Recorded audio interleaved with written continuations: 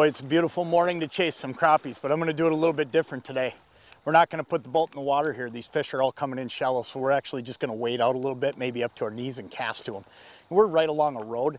This is the kind of bite that anybody can go fish.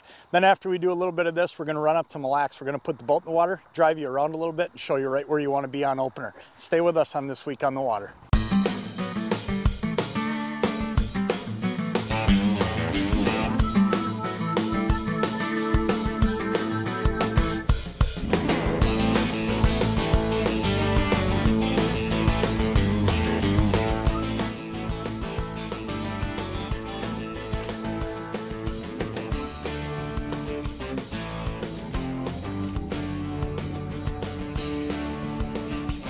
Good way to start the day right there.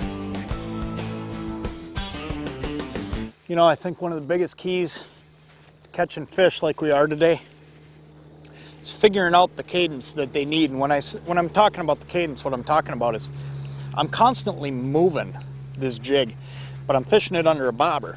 Now, people don't think of, putting a bobber out there and constant movement, but it's the only way I could get out to the fish today. If I were trying to cast a small jig, I probably couldn't cast far enough. That bobber actually had some weight. Now it's a pretty little guy. We'll let him go.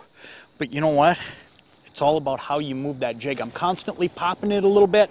Sometimes I'll just kind of swim it back in, and I'll just by pulling it, and that jig's just swimming underneath that bobber, and then I'll go slack again and let it just fall back down. And that catches a lot of fish. That guy, he'll go back and grow up, but the whole key to catching him is just spending a bunch of time working out the cadence you want to bring this thing in at.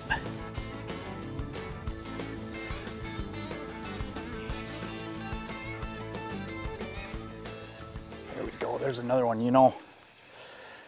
One of the neatest things about crappie fishing in the spring is you get two different bites. You get a bite that's early, and what that bite is that's not a spawning bite. That's a feeding bite. This fish has got himself in the lily pads. We're gonna have to work our way out here and see if we can get him out.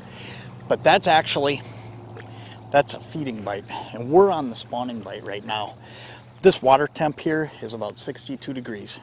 These fish are really close. Now, it's not that way in all bodies of water right now.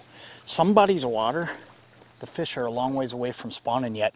We were actually on some waters earlier this week in the boat where the fish just are nowhere near ready to go.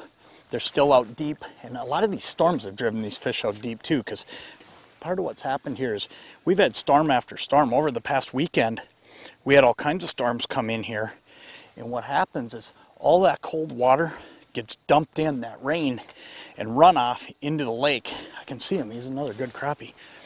All that cold water, though, gets dumped off into the lake, and what happens is it chases these crappies back out, because they're not going to spawn until they're exactly ready. Look at that, I actually unhooked him. That jig was in that lily pad. We're lucky we got that guy.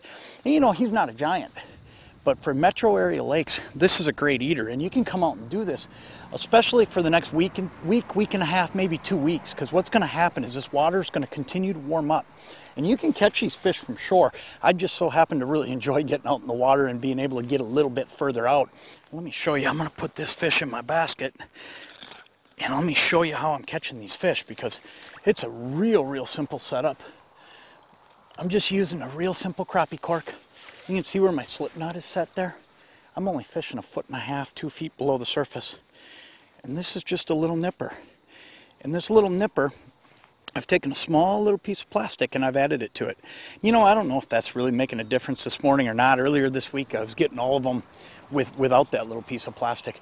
You can a lot of times just drop this thing down there and you'll catch fish just because that hair is actually pulsating down there. Let's flip back out here and see if we can't get on another one.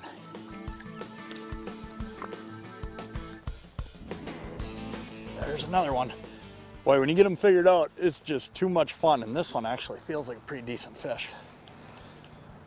Now, what do we got here? I hope it's a crappie, because if it's a crappie, it's a real nice fish. But when you're fishing in this shallow water, you end up getting a variety of stuff. Earlier today, we had a smallmouth on that got off. This one's going to be another good dinner fish to finish our day up. Look at that fish. It's probably the best one we've got today. That's a 9-inch crappie, and for the metro area, that's just dynamite. You can come and do this. It's really easy to do. Find any of these lakes, find some public shoreline, The next couple weeks, like I was telling you, it's going to be dynamite out here on all these lakes as these fish move into spawn. They're not spawning yet, so keep moving like we've been doing. I started all the way down on that end of this bay today, and I got down to here before we started catching them. So keep moving and you'll catch them too. Tell you what, let's head up to Mille Lacs. Let's talk a little bit about next weekend. We'll put the boat in the water up there and show you a few spots that I'm going to be fishing.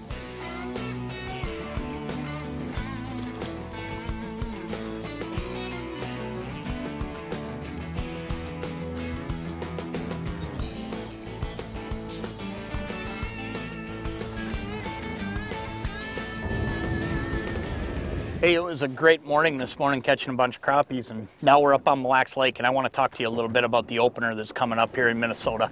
You know, the weather patterns this week look like they're going to be pretty stable, and that's going to lend to a good opener. We might see a small cold front coming in Friday, but it doesn't look like anything too major.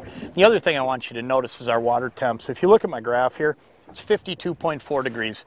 You know what? We had an early spring. There's no doubt about it. The ice went out early, but the water did not warm up fast because it got cold again right away. What that's going to have done is, you know, the fish have spawned. We're right on target. We're right where we should be, but I don't think we're as far ahead as what we all thought we were going to be when that ice went out. Right now, that water temp's not far off what it normally is, and we should be able to fish the same areas. Now, real quick, I'm up on Agate Bay Reef right now, and this is one of the humps on the top of it. And what I'm going to do is I'm going to fish an area like this in the evening. And there's already fish up here because we got a cloudy day right now, and they're up here eating. But remember, this is a feeding shelf. This is not a spawning shelf. They're going to spawn off in that sand up to my north or down to my south or on the gravel. This is rocks right here. They're coming up here to eat. So this is the kind of spot you want to be in during your low light conditions, early in the morning, evenings, and after dark. One more quick tip. When you come in here and anchor up on a spot like this, don't anchor right on the top. Anchor just down a little bit from the top or just up from the top, and here's why. It enables you to be able to cast one direction off one side of the boat, get to some deeper water, cast the other way, get to some shallower water. That way, as the fish move back and forth on you during the evening, you're always able to get to them no matter what the depth. Let's run up and take a look at the north end sand and see if we can find some spots that are going to be good during the day.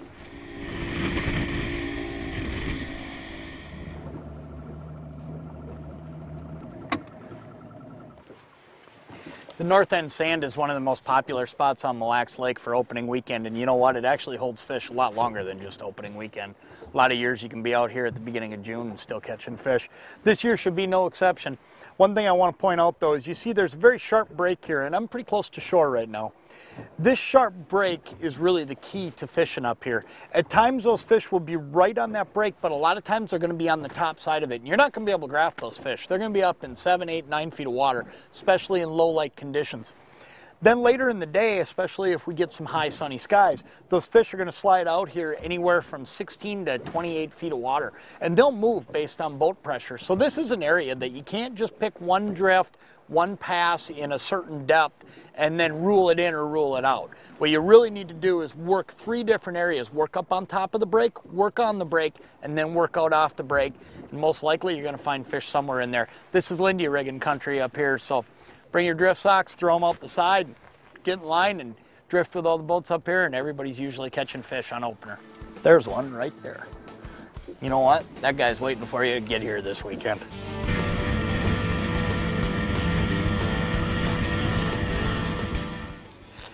You know, the keys to the catch today were actually pretty simple when we finally figured them out. Where I started this morning and spent a lot of time, that water was a little bit dirty. That wind had blown in from the northwest all night, and it had dirtied things up a little bit. The fish probably just couldn't see what I was offering them. As we worked our way down that shoreline, worked our way back into that corner, we found fish just outside of the lily pads. Now there's 2 things we found: vegetation and clean water. So that was the key. That's what you want to look for this week. Now when we got up to Mille Lacs, what we saw was real simple. There's fish up on top of that 10-foot break up on the sand, and there's fish at the bottom down in 16 feet. Those fish are going to be scattered out all over. This spring has got everything a little bit messed up. You're going to find fish in a lot of places, so make sure you're versatile. Now if you're going to fish those rocks that we looked at, make sure that you get up there at the time of day when the fish are going to feed. They're not going to be there to spawn. They're all done spawning, and they don't spawn on those big boulders anyway. They're up there to eat. So make sure you pull in, drop your anchor at the right time of day, and you'll catch fish. Bookmark this page and check back with us every week for more current and up-to-date information about your favorite lakes and rivers. I'll catch you on the water.